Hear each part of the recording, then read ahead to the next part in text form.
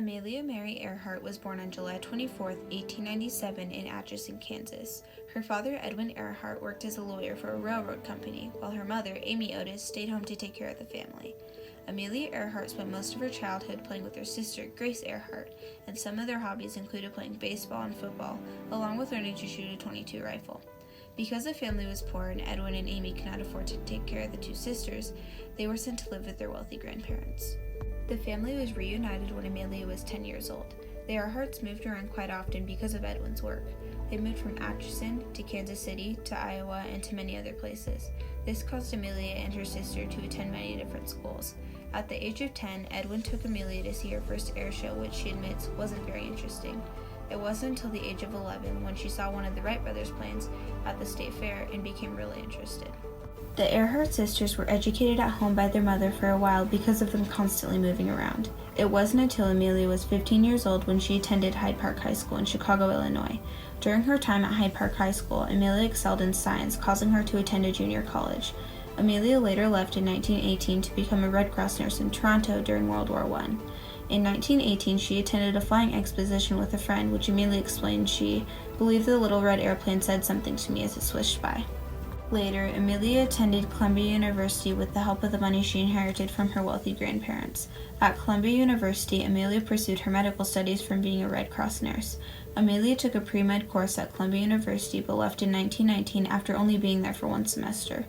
She left to return to New York, where she experienced her first flight with Frank Hawks and was determined to take flying lessons. So, on January 3, 1921, Amelia signed up for flying lessons. Netta Snook, Amelia's trainer, was a pioneer female aviator who used Canuck, a plane, for training.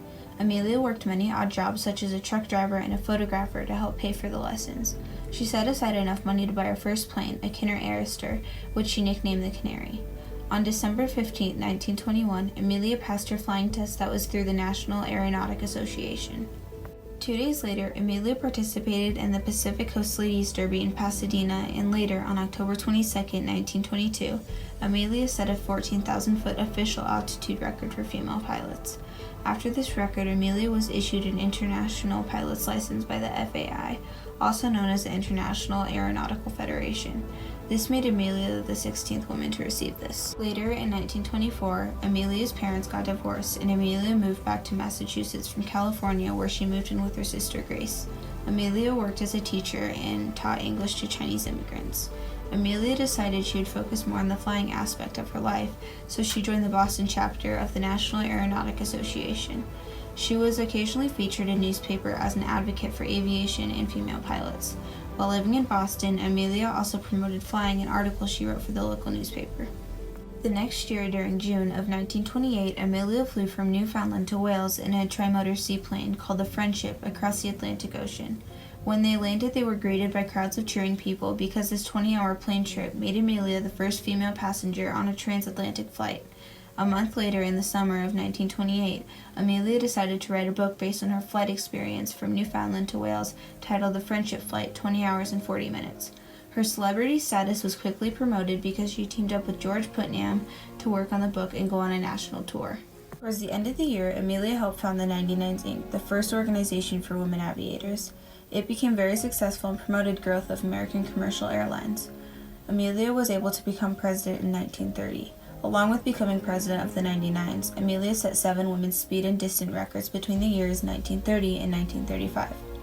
She set a women's world record of 181.18 miles per hour flying, was the first woman to set an autogyro altitude record of 18,415 feet, was the first woman but second person to fly solo and nonstop across the Atlantic, and many more.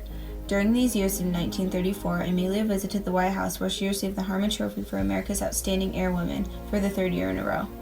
Amelia continued setting many records, including one on January 11, 1935, where Amelia became the first person to fly solo from Honolulu, Hawaii to Oakland, California. Within the next 2 months, Amelia set many records like this. Later, on June 1, 1937, Amelia and Fred Noonan, her navigator, took off on their second attempt to fly around the world. They completed nearly 22,000 miles of the flight, stopping in South America, Africa, and India.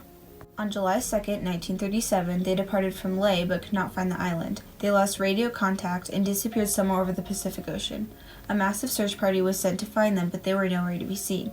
Amelia Earhart and Fred Noonan were declared dead on January 5, 1939. Amelia still has a lasting legacy as she set many records and firsts. One of the main barriers she broke was being the first female to solo pilot across the Atlantic. Amelia Earhart encouraged people to follow their dreams and gave hope to other female pilots.